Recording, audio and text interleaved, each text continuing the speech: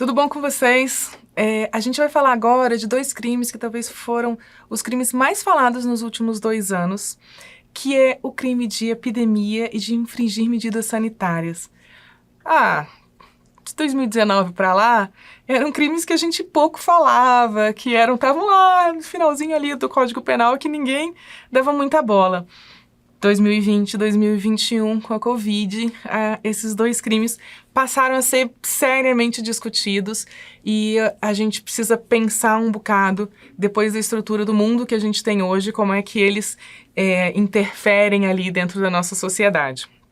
São atos graves e que precisam ser punidos, e a gente vivenciou, experimentou as consequências que é causar uma epidemia.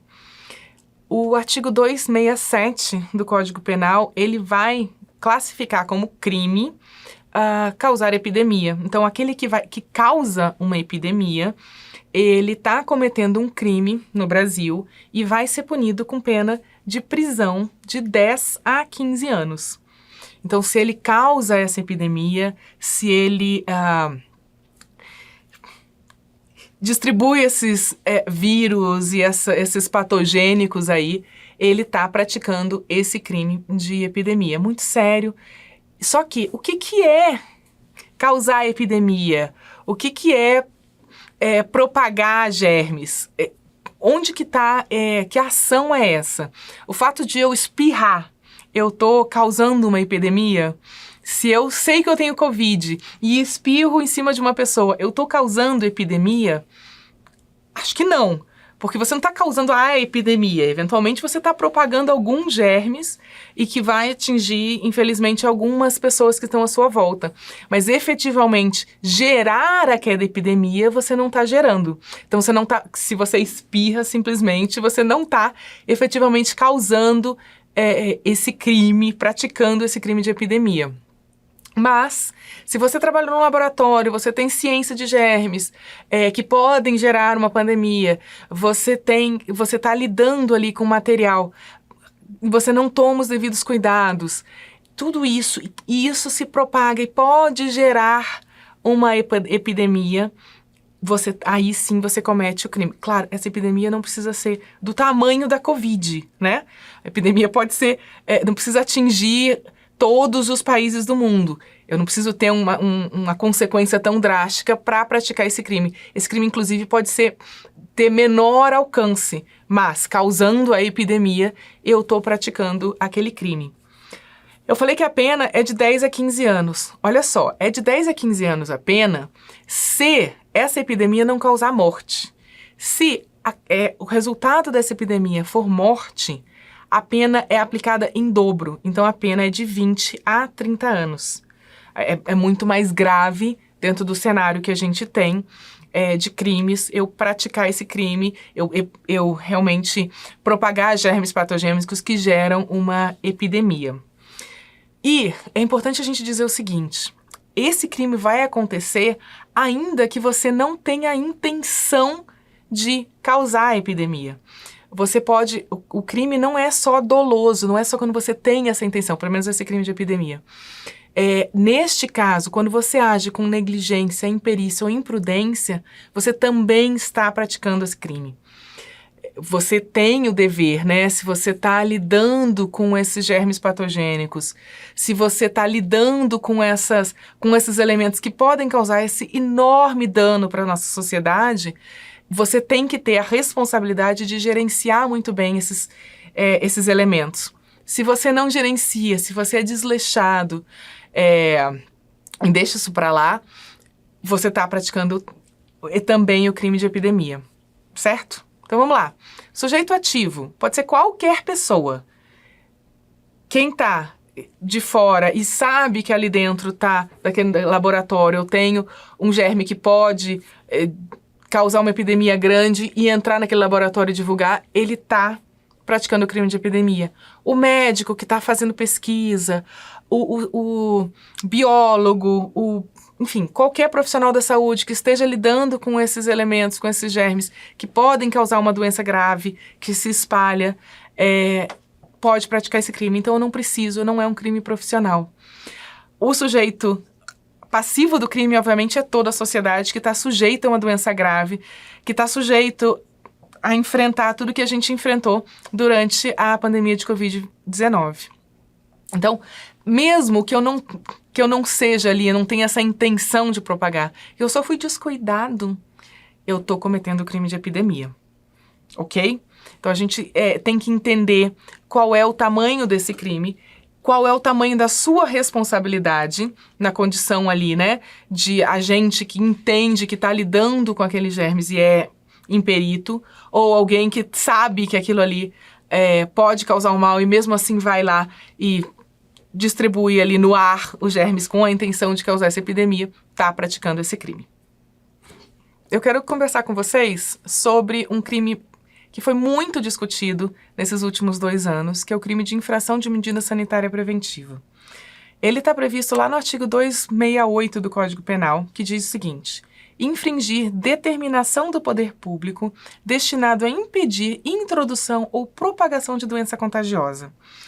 Esse é um crime que ele vai cuidar de proteger toda a sociedade de doenças contagiosas, à medida em que o Estado tomou ações para evitar que isso aconteça e a pessoa objetivamente decidiu que não vai querer seguir aquelas medidas. Obviamente vocês já entenderam, né? Esse foi um crime, é um crime que vem sendo discutido muito por conta das restrições que a gente sofreu durante a epidemia de Covid-19. Esse crime, ele pode ser praticado por qualquer pessoa. Qualquer um pode praticar essa medida de infringir essas determinações do poder público que são colocadas para impedir a propagação dessas doenças. Só que o mesmo dispositivo vai falar que se você tem uma especial condição do agente, né? Se o agente é funcionário da saúde pública, exerce a profissão de médico, farmacêutico, dentista ou enfermeiro, nesse caso específico, como a pessoa tem conhecimento, a pessoa tem a gestão específica do conhecimento, a pena vai ser aumentada para essas pessoas que têm essa especial condição. Então, o sujeito ativo do crime é qualquer pessoa, só que, dependendo de especial condição do agente, a gente está diante de uma pena agravada. Sujeito passivo, quem é que sofre, quem é a vítima desse crime? Toda a sociedade. Porque eu vou estar lá que uma pessoa objetivamente quis não cumprir aquilo que foi determinado pelo Estado e aquela doença fica sujeita a ser propagada. Eu tenho menos chance de restringir aquela doença, de frear o contágio daquela doença, porque eu tenho uma pessoa que objetivamente não quis seguir aquelas determinações do poder público. Esse crime, ele vai ser punido com uma pena de prisão, ele vai ser punido com uma pena de detenção de 1 mês a 1 ano, mais multa. Então, toda vez que a pessoa infringe essas determinações do poder público, ela está praticando esse crime. Olha só para fazer uma observação, pode parecer que a pena é bem pequenininha, mas pensa o seguinte, 2 coisas importantes. Primeiro, se você for flagrado 10 vezes usando máscara, a sua pena vai ser proporcional a 10 vezes você usando máscara. Cada vez você praticou um crime. Depois, se você pratica aquele crime uma vez e depois você pratica uma segunda, você está sendo reincidente. Você perde uma série de benefícios da legislação penal. E também, não cumprir uma medida do poder público é menos grave, obviamente, do que você criar uma pandemia, de você provocar uma pandemia. Então, obviamente, os crimes vão ter que ser graduados de acordo com realmente a gravidade daquela conduta, né? Então, a extensão do dano que uma pessoa causa por não usar uma máscara, por exemplo, é bem menor do que aquele que dissemina germes patológicos que vão causar uma epidemia. Então, por isso que as penas são significativamente diferentes. O dano, pelo menos o dano objetivo daquela uma conduta, ele é significativamente diferente. À medida que eu replico isso aos milhares, obviamente eu tenho um dano grave. O que a gente tem que chamar a atenção nesse crime específico? O governo federal editou a Lei 13.979, em 2020. Essa lei, ela vai impor medidas para o combate da epidemia de Covid-19. Toda a discussão sobre esse crime específico é justamente por causa disso. Tudo veio à tona porque a lei estabelece uma série de medidas a serem observadas. Vamos lá. Isolamento, quarentena, determinação de realização compulsória, ou seja, obrigatória, de exames médicos, testes laboratoriais, a coleta de amostras clínicas, vacinação e outras medidas profiláticas, tratamentos médicos especializados, uso obrigatório de máscara de proteção individual, estudo ou investigação epidemiológica, exumação, necrópsia, cremação, manejo de cadáver, restrição excepcional e temporária por rodovias, portos, aeroportos de entrada no país, de locomoção interestadual, requisição de bens e serviços de pessoas naturais e jurídicas, autorização excepcional e temporária para importação, distribuição de qualquer materiais e medicamentos, equipamentos e insumos na área de saúde sujeita à vigilância sanitária. Para listar algumas das medidas importantes que foram impostas pelo governo federal para o combate da pandemia. A questão é, toda vez que eu estou infringindo uma dessas determinações, eu estou praticando esse crime. E essa foi realmente a enorme discussão dentro do direito penal nos últimos 2 anos. Pessoal, não usar máscara de proteção individual, não fazer exames médicos, não se vacinar, tudo isso pode configurar esse crime de infração de medida sanitária preventiva. E todas as pessoas devem estar sujeitas, obviamente, né, uma vez que são denunciadas pelo Ministério Público, vão estar sujeitas à penalidade que a própria lei estabelece. O Supremo Tribunal Federal julgou uma ação direta de inconstitucionalidade discutindo justamente essa lei 13.979. Porque será que eu posso obrigar alguém a se vacinar? Será que à medida em que eu obriga alguém a usar máscara, será que eu não estou restringindo a liberdade dessa pessoa? Será que eu posso considerar criminoso quando eu peso ali e falo, não, você vai estar obrigado a tomar uma vacina mesmo que você não queira? Isso vai ser criminoso? O Supremo Tribunal Federal se debruçou recentemente sobre essa questão e entendeu que, de fato, eu não posso obrigar uma pessoa, ou seja, eu não posso considerar criminoso que a pessoa que deixou de se vacinar praticou esse crime.